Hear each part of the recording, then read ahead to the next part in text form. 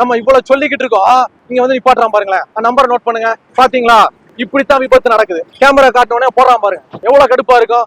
இந்த சர்வீஸ் ரோட எது கொடுத்துருக்கு?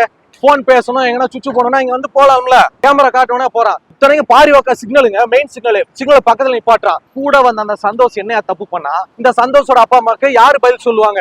மக்களை, சென்னையில காலேஜ் படிக்கிற 2 பசங்க 4 லட்ச ரூபாய் மதிப்பு இருக்கிற ஒரு கேடிஎம் பைக்க ஸ்பீடா ஓட்டிட்டு வந்து நின்னுகிட்டு இருந்த லாரி மேல மோதி சம்பவ இடத்துல கொடூரமான முறையில உயிரை விட்டாங்கப்பா அப்படின்ற ஒரு செய்திய நீங்க செய்தி சேனல்ல பாத்துருப்பீங்க. அதை பார்த்ததுக்கு அப்புறம் ஒட்டுமொத்த தமிழ்நாட்டு மக்கள், குறிப்பா பெற்றோர்கள் ரொம்ப பயந்து போயிருக்காங்க. இந்த காலத்து பிள்ளைகளுக்கு இந்த மாதிரி ஆயிட்டு இருக்கு அப்படின்னு சொல்லிட்டு. சோ இந்த விபத்துக்கு பின்னாடி முக்கியமான 5 காரணங்கள் தான் அவங்கள காவ வாங்கியிருக்கு அப்படின்ற மாதிரி சொல்றாங்க.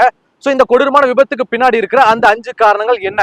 இந்த சம்பவம் எங்க நடந்துச்சு, எப்ப நடந்துச்சு, அந்த காலேஜ் பசங்க யாரு, எந்த ஏரியா, அந்த பைக்கோட அந்த திறன், அந்த சிசி சொல்லுவாங்களா, அது எந்த அளவுக்கு இருந்திருக்கு, எந்த மாதிரி கொடூரமான முறையில் அந்த விபத்து இங்க நடந்துச்சு, எந்த விபத்துக்கு அப்புறமா அந்த பசங்க இழந்ததுக்கு அப்புறமா அவங்க பெற்றோர்கள் இப்ப என்ன நிலைமையில இருக்காங்க அப்படின்றதான் இந்த செய்தியில நீங்க தெரிஞ்சுக்க போறீங்க. அதை சொல்றதுக்கு தான் நான் ஸ்பாட்டுக்கே வந்திருக்கேன். இப்ப என்ன பிரச்சனை அப்படின்னா, பூந்தமல்லிக்கு அடுத்து இருக்கிற சென்னீர் குப்பத்துல குமரன் நகர்ல பழனி அப்படின்ற ஒரு அண்ணா இருக்காரு. அவர் வந்து அதே ஏரியால ஜூஸ் கடை வச்சு நடத்திட்டு வராங்க. அவருடைய பையன் தான் நிர்மல். நீங்க போட்டோல பாக்குறீங்களா, இந்த கொடூரமான விபத்துல உயிரை விட்டதும் இதே நிர்மல் தான். இந்த நிர்மல் என்ன பண்றாரு அப்படின்னா, இவர் திருவேற்காட்டுல இருக்கக்கூடிய ஒரு காலேஜ்ல படிச்சுட்டு இருக்காங்க. சோ இவர் வந்து காலேஜ் படிச்சுட்டு பார்ட் டைமா வேலை பார்க்கலாம் அப்படின்னு சொல்லிட்டு பூந்தமல்லியில இருக்கக்கூடிய ஒரு டிரான்ஸ்போர்ட் கம்பெனில இந்த லோடு ஏத்தி இறக்குற வேலை பார்த்துட்டு வந்தாரு. இவர் மட்டும் வேலை பார்க்கலங்க, இவர் கூட நீங்க பாக்குற இந்த சந்தோஷ் அப்படின்ற நண்பரையும் கூட சேர்த்துக்கிட்டு இவங்க 2 பேருமே காலேஜ் படிச்சுக்கிட்டு அப்படியே வேலை பார்த்துட்டு வந்துகிட்டு இருந்தாங்க. சோ நீங்க போட்டோல பாக்குற இந்த நிர்மல் கிட்ட சொந்தமா பைக் கிடையாது. நம்ம இதுக்கு மேலே பைக்கை வாங்க எப்படி இருக்க முடியும்? நம்ம அங்கிட்டு இங்கிட்டு போறோம், வேலைக்கெல்லாம் போறோம், ஒரு பைக் வாங்கணும்னு சொல்லிட்டு நேரா இவங்க அம்மா கிட்ட போயிட்டு, அம்மா நான் நல்லா தானே படிக்கிறேன், பார்ட் டைம் ஜாபுக்கு எல்லாம் போறேன்ல, எனக்கு பைக் வாங்கித்தாங்க அப்படின்ற மாதிரி கேட்டிருக்காங்க. சோ அதுக்கு இவங்க அம்மா என்ன பைக் வேண்டாம் பையா அப்படின்னு கேட்டதுக்கு இவர் வந்து, அம்மா டியூக்ல 390 அப்படின்ற ஒரு மாடல் இருக்குமா, ஒரு 4 லட்ச ரூபா கிட்ட வருது, எனக்கு அதை வாங்கி கொடுங்க ஆசையா கேட்டிருக்காங்க. சரி, பையன் நல்ல முறையில படிக்கிறான், பார்ட் டைம் ஜாபுக்கு வேலைக்கெல்லாம் போறான், பொறுப்பா இருப்பா, அவனை வந்து என்கரேஜ் பண்ணணும் அப்படின்னு சொல்லிட்டு சோ அவங்க அம்மா வந்து இவனுக்கு பைக் வாங்கி கொடுத்துருக்காங்க. நீங்க இந்த வீடியோவை பாக்குறீங்களா, சோ இந்த பைக் தான் வாங்கி கொடுத்துருக்காங்க. டியூக் 390 அப்படின்னு சொல்லிட்டு அந்த மாடலை வந்து அதிக சிசி திறன், அதிக குதிரை பவர் கொண்ட இந்த பைக் வந்து வாங்கி கொடுத்துருக்காங்க. 4 லட்ச ரூபாய் இவங்க மொத்தமா பணம் கொடுக்கல. ஏன்னா ஆல்ரெடி சொன்ன மாதிரி மிடில் கிளாஸ் ஃபேமிலி தான். ஒரு 1.5 லட்ச ரூபா கிட்ட சொந்தமா காசு போட்டிருக்காங்க, மிச்சத்துல இஎம்ஐ கட்டிக்கிறேன் அப்படின்ற ஆப்ஷன் தான் பைக் எடுத்திருக்காங்க. அந்த அம்மா அவ்வளவு சந்தோஷமா தான் பையனுக்கு பைக் வாங்கி கொடுத்து, அந்த பையனும் அப்படியே எல்லாத்தையும் ஓபன் பண்ணி மச்சான் பைக்லாம் வாங்கிட்டேன்னு சொல்லிட்டு அவ்வளவு ஹாப்பியா இருக்கிறாங்க.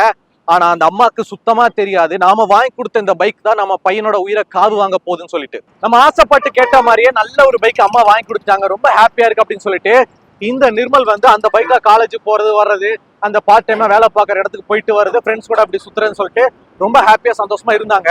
ஆனா அந்த பைக் எடுத்து 10 நாளைக்கு அப்புறம் தான் அந்த நிர்மலுக்கு வினையே ஸ்டார்ட் ஆயிருக்கு. 26ஆம் தேதி வெள்ளிக்கிழமை இந்த நிர்மலா அவன் ஃப்ரெண்டு சந்தோஷம் எப்பயும் போல காலேஜை முடிச்சுட்டு நான் ஆல்ரெடி சொன்ன அவங்களுடைய அந்த night part time job load ஏத்தி இறக்குற வேலைக்கு போயிட்டாங்க.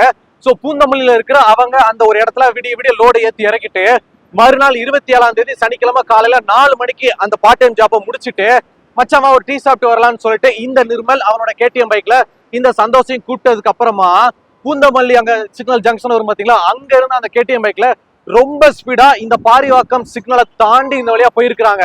அவன் ஸ்பீடா போன உனக்கு எப்படிப்பா தெரியும் அப்படின்னா, இங்க இருக்கக்கூடிய சிசிடிவி காட்சிகளும் அந்த சம்பவத்தை நேரில் பார்த்த மக்களும் போலீஸ் கிட்டே அந்த விஷயத்த சொல்லியிருக்காங்க. இந்த பாரிவாக்கம் சிக்னலை தாண்டி நிர்மலா அவன் ஃப்ரெண்டு சந்தோஷம் அந்த கேடிஎம் பைக்ல ஸ்பீடா போயிருக்கிறாங்க.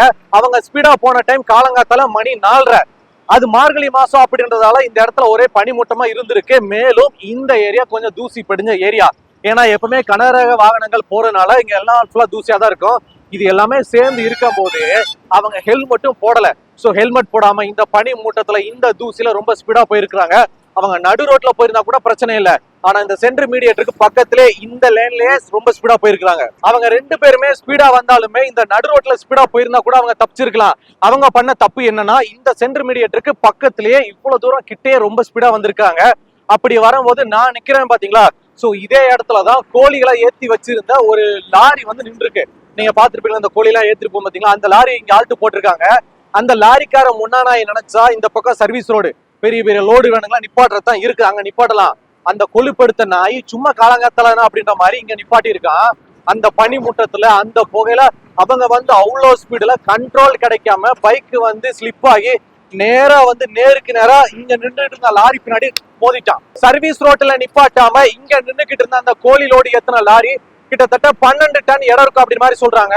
அவ்வளோ டன் இடம் இருக்கிற அந்த கனரக வாகனம் இங்க நிக்கும் போது ஹெல்மெட்டே போடாம ஸ்பீடா வந்து இடிச்ச இடியில அவங்களுடைய அந்த 2 சம்பவ இடத்துல அவங்க உயிர் இருக்காங்க. அந்த டியூக் பைக்கு வேகமா வந்து அது இடிச்ச இடியில பாத்தீங்கன்னா அந்த பைக்கே வேற லெவல செஞ்சு போச்சு. இங்க இருக்கிற எல்லாமே அந்த பைக்கோட பாகங்கள் தான். இங்க வாங்கல, இங்க பாருங்களேன் மக்களே. நான் உட்கார்ந்துகிட்டு இருக்கிற இதே இடத்துலதான் ஸ்பீடா வந்து போது அந்த 2 பசங்களோட பிரிஞ்சது.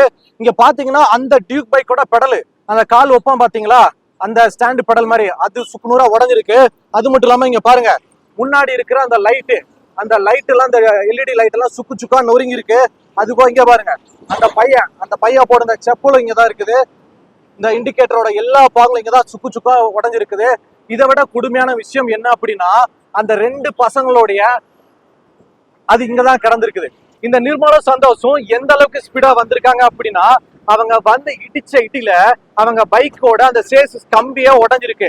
சேசிஸ் கம்பினா என்ன அப்படின்னா ஒரு பைக்கை நம்ம எல்லா பார்ட்ஸையும் வச்சு அசம்பிள் பண்றதுக்கு அந்த பைக்குக்குள்ள நல்லா ஸ்ட்ராங்கான கம்பி கூடு இருக்கும். அந்த கம்பி கூடு இருந்தாதான் 10 பார்ட்ஸ் எல்லாம் ஒட்ட வச்சு எல்லாம் ரெடி பண்ண முடியும்.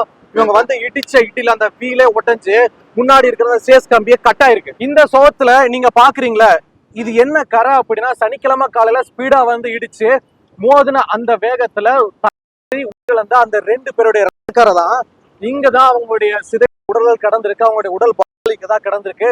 இது ஃபுல்லா அவங்க. இந்த சம்பவத்துக்கு அப்புறமா அக்கம் பக்கத்தினர் உடனே ஆம்புலன்ஸ் கூப்பிட்டு போலீஸ் கூப்பிட்டு தகவல் சொல்லிட்டாங்க. சோ போலீஸ்காரங்க சம்பவ இடத்துக்கு வந்து பார்க்கும் போதே ஸ்பாட்ல இவங்க 2 பேர் இருக்காங்க. அதுக்கப்புறமா ஆம்புலன்ஸை வர வச்சு இவங்க 2 பேருடைய தனித்தனியா போய் கிடந்த அவங்க உடல்களை கைப்பற்றி போஸ்ட்மார்ட்டத்துக்கு அனுப்பி வச்சுட்டாங்க. ஸோ அதுக்கப்புறமா இங்க இருந்து அந்த டியூக் பைக்கை எடுத்துட்டு ஆவடி போலீஸ் ஸ்டேஷன்ல எடுத்துட்டு போயிட்டாங்க என்கொயரிக்காக. ஸோ அந்த இடத்துல அந்த சம்பவத்துக்கு அப்புறம் பாத்தீங்கன்னா இங்க ஃபுல்லா ரத்தரியா இந்த இடம் இருந்திருக்குங்க. அதுக்கப்புறமா தான் மண்ணை போட்டு மூடி இதெல்லாம் மண்ணை போட்டு அழிச்சிருக்காங்க. இருந்தாலும் அந்த 2 பேர் கொடூரமான முறையில அவங்க உயிரை விட்டது இந்த இடம் தான். அதுக்கான சாட்சி இங்க இருக்கு பாருங்க. இந்த மாதிரி இந்த இடத்துல உங்க வீட்டு பிள்ளைய 2 பேர் உயிரிழந்து கிடக்குறாங்க இப்படி ஆகி போச்சுன்னு போலீஸ்காரங்க அவங்க பெற்றோர்கள் தகவல் சொன்ன உடனே 2 பேருடைய பெற்றோர்கள் நெஞ்சில் அடிச்சு கதறிட்டு வர்றாங்க. பையன் ஆசைப்பட்டு கேட்டானே அப்படின்றதுக்காக அந்த பைக்கை வாங்கி கொடுத்து அவனுடைய அந்த இறப்புக்கு நாமளே ஒரு காரணம் ஆகிட்டோமே அப்படின்னு சொல்லிட்டு இந்த நிர்மலோட அம்மா வந்து கில்ட்டிங்ல தினம் அழுதுகிட்டு இருக்காங்க. அது இப்ப மட்டும் இல்ல அவங்களுடைய கடைசி காலம் வரைக்கும் அந்த கில்ட்டு அவங்களை விட்டு போகவே போகாது. உங்க பையன் செல்லமா ஆசையா கேட்கிறான்னு சொல்லிட்டு நீங்க கேடிஎம் டியூக் எல்லாம் வாங்கி கொடுத்துறீங்க. வாங்கி கொடுத்தது மட்டும் பத்தாதுங்க. எப்ப ஸ்பீடா ஓட்டாத ஹெல்மெட் போட்டு ஓட்டு, ஸ்பீடா ஓட்டுற தெரிஞ்சா பைக்கை நான் வந்து எடுத்துருவேன், எடுத்து இடைக்கு போட்டுறேன் அப்படின்ற மாதிரி அவனை கண்டிக்கணும், ஸ்ட்ரிக்டா கண்டிக்கணும். அப்படி ஒரு சில பேரண்ட்ஸ் கண்டிக்காம விட்டதால தான் இந்த நிர்மலோட பெற்றோர்களும் கண்டிக்காம விட்டதால தான் இவன் அவனுடைய ஃப்ரெண்டை கூட்டிட்டு போயிட்டு நேரா மோதி 2 பேருமே ஸ்பாட் அவுட் ஆயிருக்காங்க. கூட வந்த அந்த சந்தோஷ் என்ன தப்பு பண்ணா அவன் கூட வந்த பாவத்துக்கு இவன் போயிருக்கு. இந்த சந்தோஷோட அப்பா அம்மாக்கு யாரு பதில் சொல்லுவாங்க? சோ அதனால 2K கிட்ஸ் பசங்களா உங்க அண்ணனா என்ன சொல்றேன் அப்படின்னா பைக் வாங்க, என்ஜாய் பண்ணுங்க, தப்பு இல்ல. உயிர் ரொம்ப முக்கியம். நீங்க போனது மட்டும் இல்லாம உங்க கூட வர்றவனே நீங்க வந்து காவு கொடுத்துறீங்க. சோ பார்த்து ஓட்டுங்க. சோ 2K கிட்ஸ் உங்களுடைய அண்ணனா நான் என்ன சொல்றேன் அப்படின்னா பைக்கை வாங்க, சந்தோஷமா இருங்க, பிரச்சனை இல்ல, கொஞ்சம் பார்த்து ஓட்டுங்கப்பா. பைக்கு போனா 1000 பைக் வாங்கலாம். உங்க வாழ்க்கை கைகளே ஒடிஞ்சு போச்சுன்னா இழுத்த கையோட இழுத்த காலோட நீங்க படிப்பீங்க. ஒரு நொண்டி காலோட கல்யாணத்தை முடிப்பீங்க, அதோட குழந்தைய பத்துப்பீங்க. மாமே போத்துக்க போட்டு தூங்குமே மாமே அப்படி போ சிறுன்போ அப்படின்னு சொல்லிட்டு உங்க பின்னாடி உட்காந்துட்டு வர அந்த நண்பை ஏத்தி விடுறான் அப்படின்றதுக்காக ஸ்பீடா ஓட்டுற அந்த அவளை உஷார் பண்ற அப்படி மாதிரி சொல்ற அப்படின்னா நீ இறங்கு உக்காளி நீ போடா அப்படின்னு சொல்லிட்டு அந்த ஃப்ரெண்ட்ஷிப்பை முதல்ல கட் பண்ணி விடுங்க. ஸோ நீட்டா பைக்கை ஓட்டுங்க, நல்ல முறையில் ஒரு வாழ்க்கையை வாழுங்க. இதைத்தான் 2K கிட்ஸ் பசங்களுக்கு உங்க அண்ணனா நான் சொல்லிக்கிறது. இங்க பாருங்களேன், அப்படி திரும்புங்களேன். நம்ம இவ்வளவு சொல்லிக்கிட்டு இருக்கோம், இங்க வந்து நிப்பாட்டுறான் பாருங்களேன். நம்பர் நோட் பண்ணுங்க, என்ன காட்டுங்க.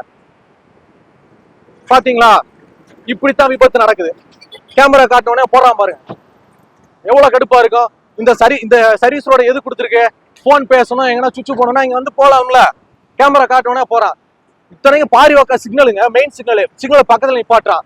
போலீஸ்காரங்களும் ரோந்து வர்றவங்களும் இங்க வர எல்லா கண்டெய்னர் லாரி எல்லா பெரிய பெரிய டாடா ஏஸ் எல்லாருக்கும் சொல்லிட்டாங்க எப்ப வண்டிக்கு நிப்பாட்டாதீங்க அப்படி சொல்லிட்டு. இருந்தாலுமே நிறைய டிரைவர்கள் கேட்காம இங்கே நிப்பாட்டிட்டு போயிடுறாங்க. அதனால இந்த ரோடு மட்டுமே காவ் வாங்குற ரோடு அப்படின்னு மாதிரி சொல்லிக்கிட்டு இருக்காங்க. ஒரு சில நல்ல டிரைவர்கள் கரெக்டா நிப்பாட்டுற டிரைவர்களுக்கு இதனால கெட்ட பேரு. டிரைவர் அண்ணன்களுக்கு நான் என்ன சொல்றேன் அப்படின்னா, ஆனா நீங்க வந்து பெரிய பெரிய லாரி எல்லாம் ஓட்டிட்டு வர்றீங்க, உங்களுக்குன்னு தான் இந்த சர்வீஸ் ரோடு கொடுத்துருக்காங்க. நீங்க போனா இந்த வழியா போங்க, ஆல்ட்டு போடனா இங்க போட்டு ரெஸ்ட் எடுங்க. ஆனா ஏதோ ஒரு காரணத்தினால நீங்க வந்து அவசரமா இங்க நிப்பாட்டிடுறீங்க, சுச்சு போறீங்க, எல்லாம் போறீங்க. ஆனா அது அங்கிட்டு வர்றவனுக்கு தெரியாது. ஸ்பீடா வர்றான், கண்ட்ரோல் இல்லாம வந்து உங்க லாரி மேலதான் மோதுறா. அந்த பாவத்துக்கு நீங்களும் ஒரு உடந்தையாயிடுறீங்க. இந்த இடத்துல இந்த கொடூர விபத்து நடந்ததுக்கு காரணமா அமைஞ்ச இந்த இடத்துல அந்த லோடு லாரி நிப்பாட்டுன அந்த டிரைவர் நிசார் அகமது வந்து போலீஸ்காரங்க வந்து அரெஸ்ட் பண்ணிட்டாங்க. இந்த மாதிரி லாரிங்க நிப்பாட்டுன அந்த குற்றத்துக்காக அவர்கிட்ட விசாரணை நடத்திக்கிட்டு இருக்காங்க மக்களே. சோ மக்களே, சம்பவம் நடந்த இடத்துக்கே வந்து எல்லாத்தையும் நான் உங்களுக்கு சொல்லிட்டேன். இனி வரும் காலங்கள்ல 2K கிட்ஸ் தயவு செய்து உங்களுடைய அந்த வேகமா வண்டி ஓட்டுற திறனையும் உஷார் பண்ற திறனையும் இதுல காட்டாதீங்க. உங்ககிட்ட இருக்கிற பொட்டன்ஷியலை நல்ல படிப்புல காட்டுங்க, நல்ல வேலையில காட்டுங்க. அதுதான் உங்க பெத்தவங்களுக்கு இந்த சமுதாயத்துக்கு நீங்க பண்றது. இல்லடா நான் அப்படிதான் ஓட்டுவேன், நாங்க அப்படிதான் ப்ரோ இருப்போம் அப்படின்னா கீழே விழுந்து வர்றது நீங்க தான், உங்களுக்கு தான் அடிபடும். உங்க நல்லதுக்காக அண்ணன் சொல்றேன், கொஞ்சம் கேளுங்க சரிங்களா? சோ மக்களே, இந்த செய்தியை பத்தின உங்களுடைய கருத்துக்கள் என்ன?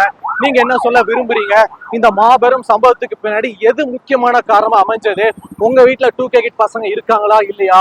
அவங்க இந்த மாதிரிலாம் பைக் எடுத்து இப்படிதான் ஓட்டுறாங்களா அப்படின்ற உங்களுடைய கருத்துக்களை பாலாவை கேங் கூட சேர்ந்து கீழே கமெண்ட்ல தெரியப்படுத்துங்க.